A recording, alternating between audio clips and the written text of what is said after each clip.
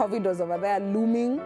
So it reached a point where we are not even able to go to hospital. That's why we just opted for the doctor to come home. But they're still concerned because you're like, this doctor has seen how many people today? How many people has the doctor interacted with today? And your baby is so young. How do we do this? Yeah. So for those ones, you just tell God, okay, you now take care of those ones. We have no control.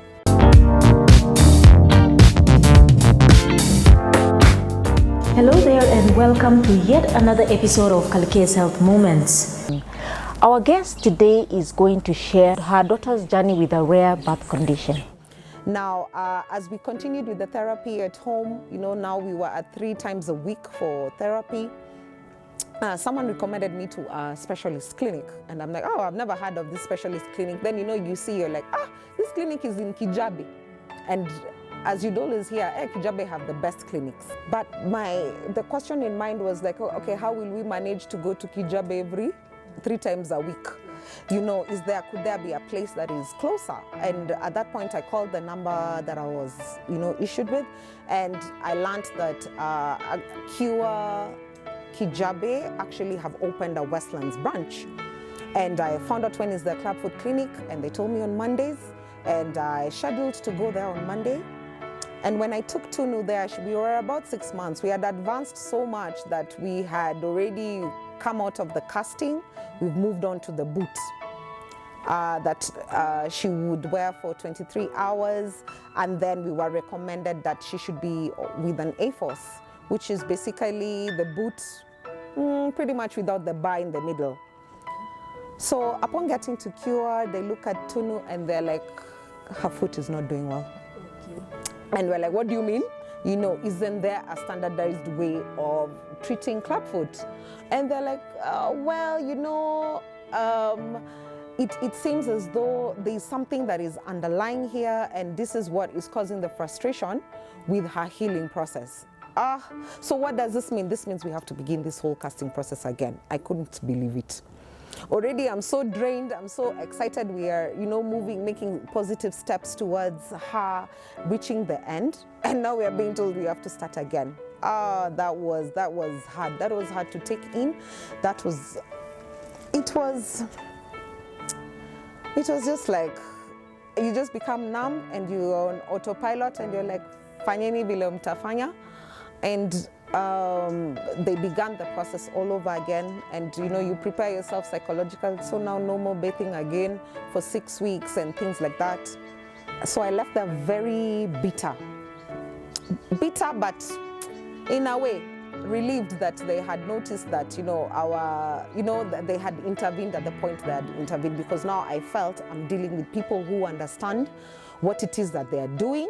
And it was also a relief to find out that because they are funded, they do the castings for free.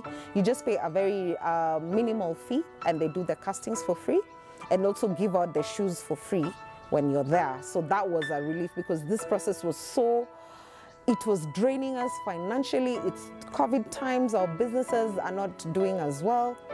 So it was a strain on the pocket. So I thank God that we found a place that at least would make us, breathe a little.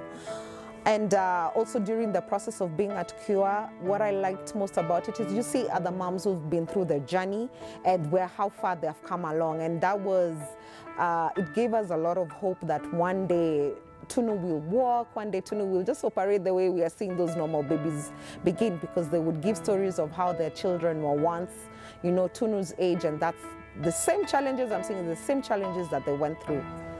So after we were at Cure and we had begun her treatment and all, we were referred to a well-known pediatric orthopedic and booked an appointment with him. And as soon as we walked in, he just wrote down the name of what the doctors all along have been trying to figure out, what is the underlying condition. And he just told us your baby has something called Arthrogryposis, multiple complex. And he's like, that is what the baby has. That's her underlying condition. And we are like, gosh, so what's that? And he explained to us it's a rare condition that affects the joints and muscles.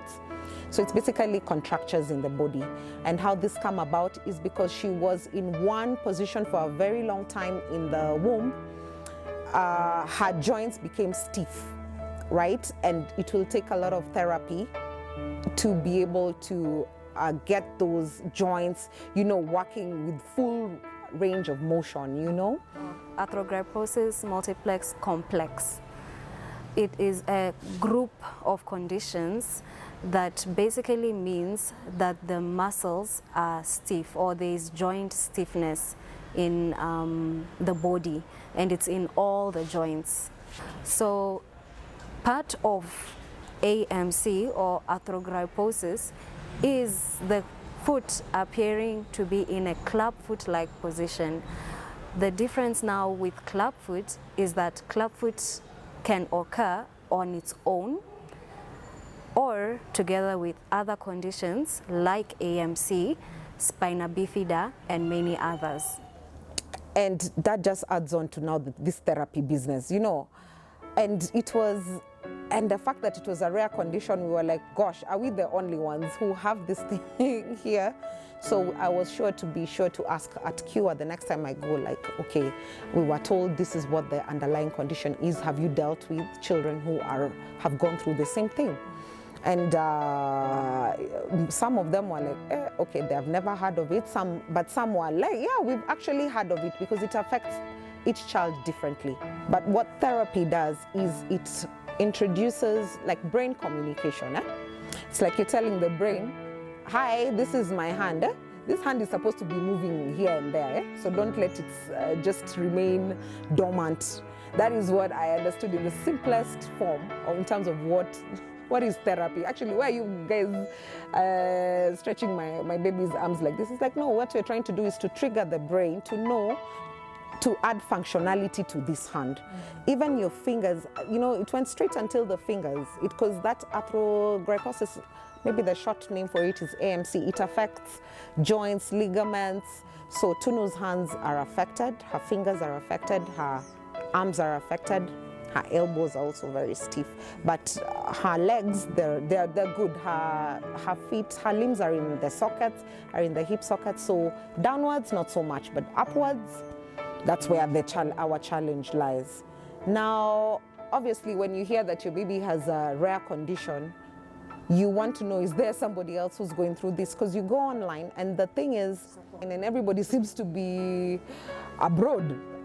And I'm like, wow, there's no somebody who's here who's able to help you walk that journey. And also the other thing, I guess, with going online, because that's the first point of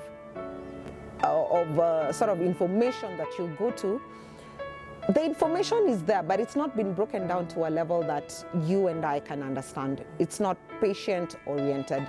It's clinically oriented. So the big words are used, and it's probably why you feel like a bit lost in the journey, because you're not understanding what they're writing. It's not been broken down in terms of, oh, this is what clubfoot is, in a way that you and I, the common person, can understand it.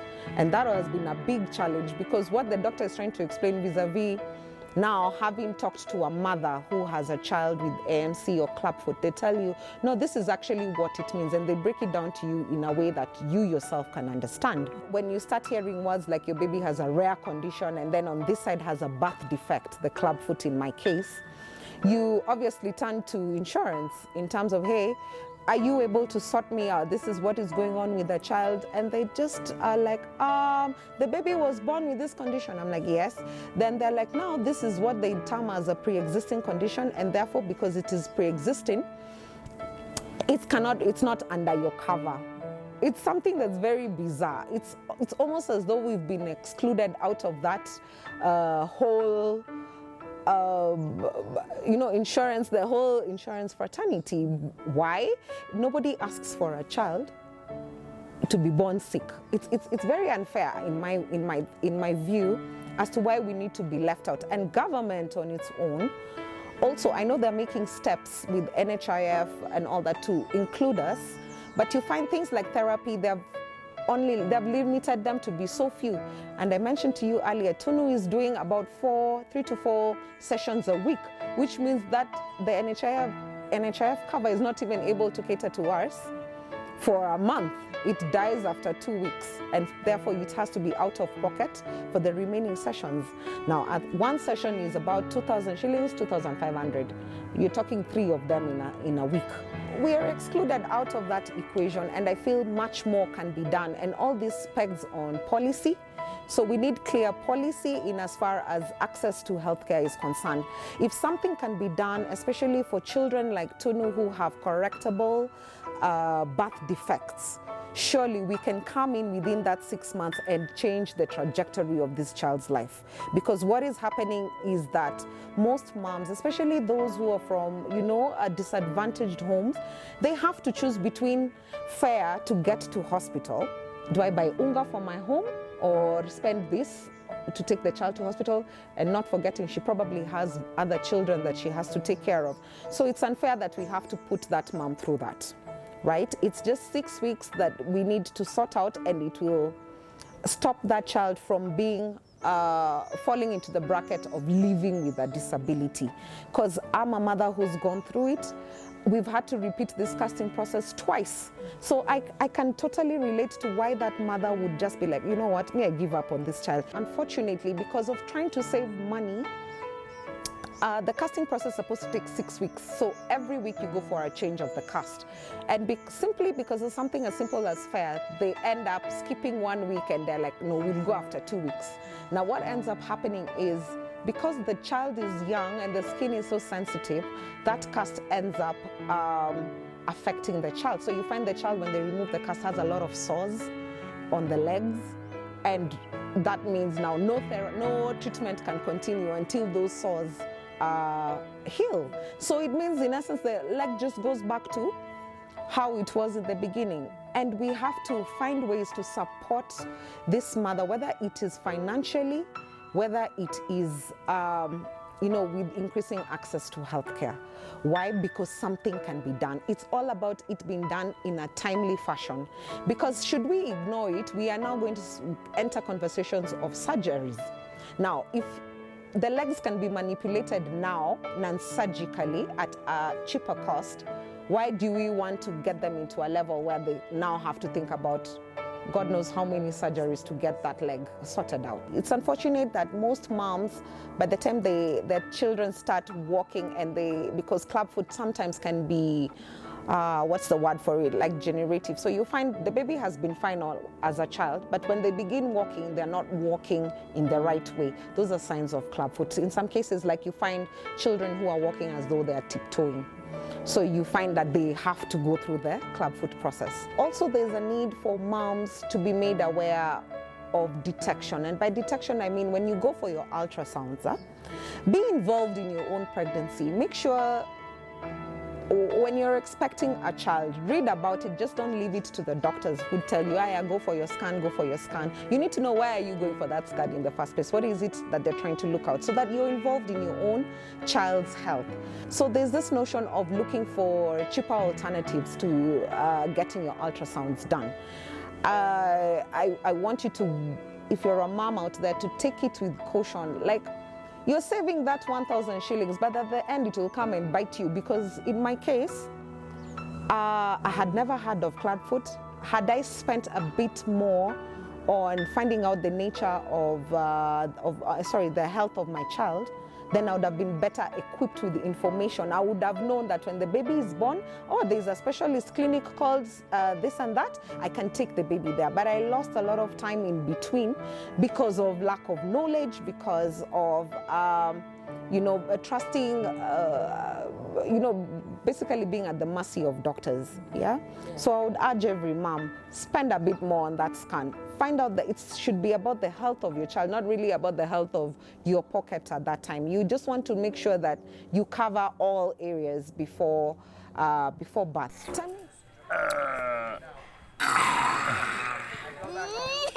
Good girl. Who's done with the yogurt? For Assistant Governor. Timely intervention is key. So when you know of a child who's been born with a birth defect, and in this case, a correctable birth defect, there are interventions that are available for you. But I know many moms don't actually run for these interventions. One, because of stigma. Nobody wants to be called mama wa ule mtoto alizaliwa na, you know, sort of names. So you find that there's a lot of labeling that goes on. There's a lot of identities that are picked up that very many people do not like. Right? You have cases of very many moms being abandoned or children being abandoned altogether simply because of a birth defect. But I want to assure these moms that much as we are in Kenya and it might seem that not much is being done, really there's a lot that is being done, only that perhaps we need to increase efforts in raising awareness on birth defects prevention, birth defects detection, and birth defects treatment, early treatment. So let not stigma hold you back, because, and I can tell you for sure, the first person the stigma attacks is the mom, not even the child. The child is so innocent in all of this, but because the mom feels, gosh, the society is going to take me in a particular way, and they begin to creep at night. I did it. You'd never see me during the day, the initial months that Tunu was born. I had kept it to myself, and I was dying with it in myself. It took a lot of courage for me to actually do something called a caregiver's journey, because I felt I was not okay and I need to process what is going on so that I can be, you know, even the energy around my home can change. You know, I've met moms whose babies are so cranky, and you can just tell the mom here is not at peace because it's showing with the way the child is behaving, you know, around her. So mine is to encourage all moms, please, please, please. There are numbers you can call, there are places you can visit that run these clinics. Some are free, some offer even mobile clinics. They can come to you and you receive the care, timely care for your child. Your child doesn't have to grow up living with a disability. Right? Get them out of that bracket. And how do you get them out of that bracket? It's by seeking timely intervention for the child. Because you'll find by 2 years, the baby is just fine and is running about. I wish Tunu was here for you to see that she's so determined, you know, her attitude towards doing her own things has not stopped her. Just because her fingers don't look, you know, right, does not stop her from holding a pen. She's just discovered her own ways of doing her own things. Usually they're very unique children.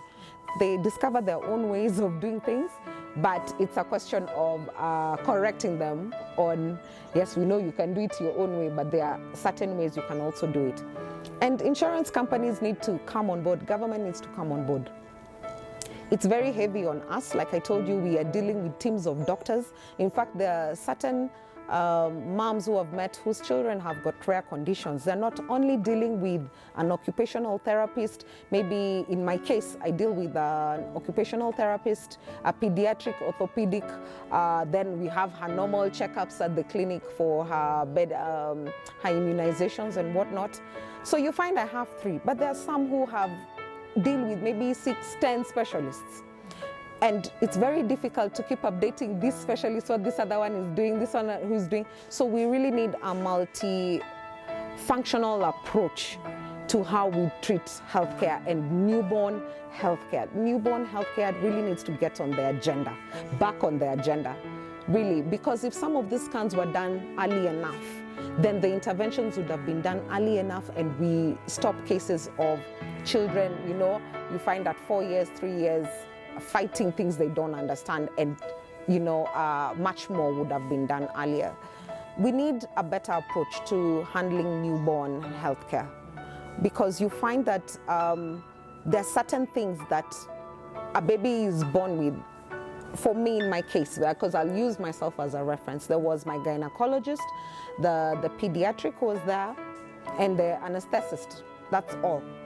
But you find in other major countries that it's a whole team of doctors. You know, birth is taken so seriously that they have an entire team of doctors who are present when the baby gives birth. One, to check, are the eyes okay? Are the ears okay? Are the what okay? Is the bones okay? So you have therapists there. But in our case, we do it as the baby grows up is when you start finding them coming along. But because it's very heavy financially on this mom, and even on the government, by the way, to keep treating children at a later stage buying, when this person is now living with a disability, it means they lose their independence. They're under someone's care for the rest of their life. So we need to figure out how to make these children more independent and very early in life. Give them a functional life very early in life so that they can be, they can contribute to the society in a positive way, right? As opposed to the society taking care of them for the rest of their life, right? And maybe in as far as myths are concerned, just because a child has been born with some sort of defect or disability does not in any way limit that child's potential. I can see situations where the acceptance is low of this child because you feel, wow, the child is not walking the way the other children are walking, but it's got nothing to do with their brain. Their brain just works just fine. Their intelligence, I would tell you, is on point. In fact, more often than not. And if only you can be in a class of 20 and only one is sick, but the one who has the disability, the one who has to, prove in that whole environment, I think there needs to be a change of attitude towards children who've been born with birth defects and disability. And don't be afraid as Kenyans to approach these moms and just let them know, go and say hi, find out what happened to the child, what are they doing about the child, because Kenyans have a tendency to stare. Very few will walk up to you and be like, hey, what happened to the child? What's your child? Then they won't come and interact with the child because they feel, we are better than them, or what happened to this one. No, I urge you. Most of us are very friendly. Even the children are very friendly. Come and just say hi, find out what happened, be inclusive, make them feel wanted in that space.